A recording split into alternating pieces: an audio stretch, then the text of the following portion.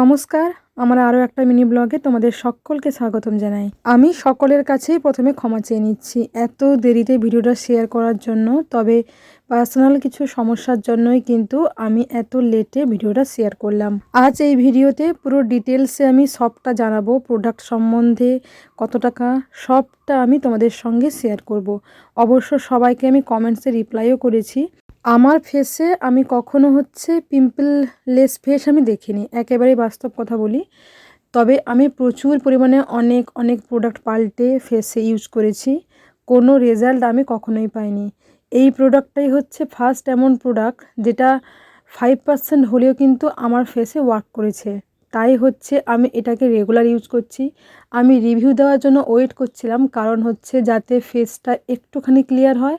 কারণ দেখো, এত পিম্পল থাকার পর একবার ইউজ করলে কিন্তু কোনো প্রোডাক্টই কাজ দেবে না, অন্তত 6 মাস মতো ওটাকে ইউজ করতে হবে।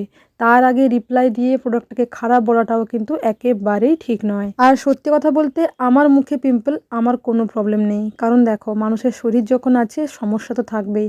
কার চুল ছোট, কার চুল ঝরে পড়ছে, কার মুখে ব্রণ প্রচুর, কার ডার্ক সার্কেল, এই মিলিয়ে সবার শরীরে কিন্তু কিছু না কিছু প্রবলেম রয়েইছে।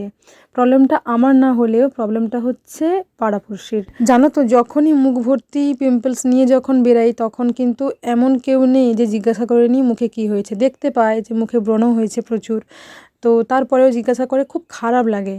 আসলে যতই বলি না কেন যে কিছু যায় আসে না লোকের কথায়, কিন্তু কোথাও না কোথাও দিনের শেষে কিন্তু প্রচুর পরিমাণে যায় আসে। তারা এমন ফিল করায় যেন আমরা আমাদের শরীরের বা মুখের যত্ন নিই না। কিন্তু কিছু কিছু সমস্যা যত যত্ন নিলেও কিন্তু একেবারে সমাধান করা সম্ভব হয়ে ওঠে না। সেটা হচ্ছে প্রচুর পরিমাণে পিম্পলসের সমস্যা, যেটা আমি এই কয়েকটা বছরে প্রচুর পরিমাণে ফেস করেছি। কে না চায় বলো তো পিম্পললেস ফেস? কে না চায় ভালো চুল, ভালো সুন্দর স্কিন? কিন্তু কি করা যাবে, যদি স্কিন টোনটা আমাদের এরকমই হয়, তারপরে আমাদের সত্যি কিছু করার নেই। এবার মূল কথায় আসি, সেটা হচ্ছে আমি অনেক প্রোডাক্ট ইউজ করার পর আমাকে একজন দিদি সাজেস্ট করেন দি কুইনের প্রোডাক্ট ইউজ করতে।